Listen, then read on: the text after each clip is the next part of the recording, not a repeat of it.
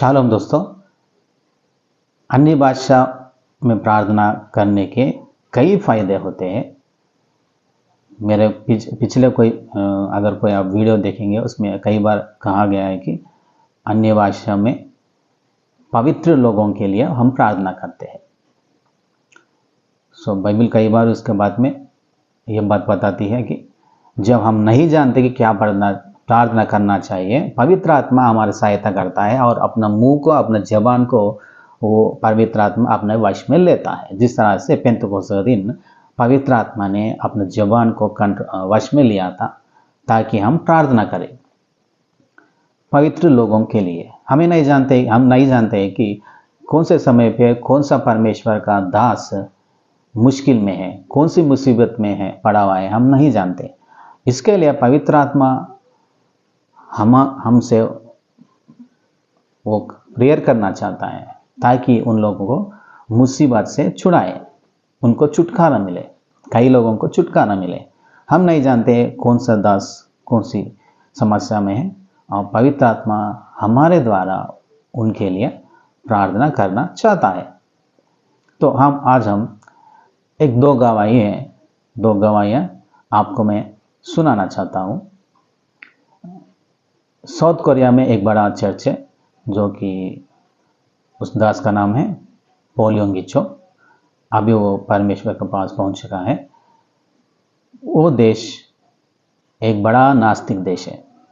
आज इस दास के कारण वहाँ पे 30 से 35% लोग यीशु मसीह पे विश्वास करते हैं, जो कि नास्तिक देश है। और हमारे देश में तो सिर्फ 2% ही है, हम जानते हैं। तो इस देश में परमेश्वर ने इस दास को बड़ी रीति से इस्तेमाल किया है। तो दो गवाही मैं उनके चर्च की मैं सुनाना चाहता हूँ। एक औरत थी, उसका चर्च की मेंबर, और वो चर्च को छुप छुप के आया करती थी क्योंकि उसका पति जो है वो नास्तिक था। और एक दिन ऐसा हुआ कि उसका पति ने एक गोल्ड चेन खरीदा था और घर में रखा हुआ था, और ये सिर्फ हाउस वाइफ थी। तो एक दिन हर दिन की तरह से ये इसका पति जॉब को जाने के बाद और ये औरत छुपकर ताला डालकर फास्टिंग प्रेयर के लिए चली आई थी। और जब वो फास्टिंग प्रेयर में बैठी थी तो इसके अंदर पवित्र आत्मा कहता है कि प्रार्थना करो, प्रार्थना करो, प्रार्थना करो। लेकिन क्या प्रार्थना करना है ये नहीं जानती थी औरत। और पवित्र आत्मा उसको बहुत फोर्स कर रहा था, अंदर से वो पावर वाला था। तब इस औरत को याद आया कि परमेश्वर के दास ने कहा है कि जब समझ में नहीं आता है तो अन्य भाषा में प्रार्थना करो। तब ये औरत अन्य भाषा में प्रार्थना करती रही। परमेश्वर का दास मैसेज सुना रहा था, लेकिन ये ओढ़नी डालकर छुपकर वहाँ सर झुकाकर अपने मन में धीरे से परमेश्वर से प्रार्थना करती रही। और कुछ देर बाद उसको बहुत शांति महसूस हुआ और ये प्रार्थना रोक दी। और वो हैरान हुई थी कि क्या हुआ है। और कुछ देर बाद मीटिंग खत्म हो गई। जब वो घर पहुंची तो वो औरत देखती है कि घर का ताला टूटा हुआ है। और ये अचानक डर गई कि कुछ दिन के नीचे उसका पति ने एक सोने की चेन खरीदा था।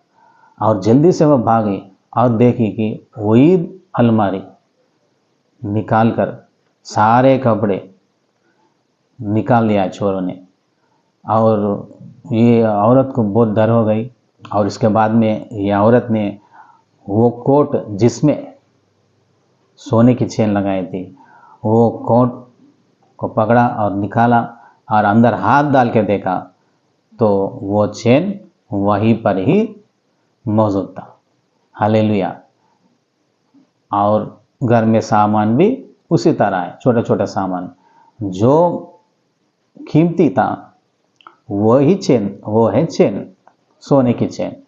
और परमेश्वर ने उस चेन को छुपाया, क्योंकि ये औरत ने पवित्र आत्मा का सहायता लेकर प्रार्थना किया है, इसीलिए उस चोर को अंधकार छा गया और वो चेन इसको नहीं मिला।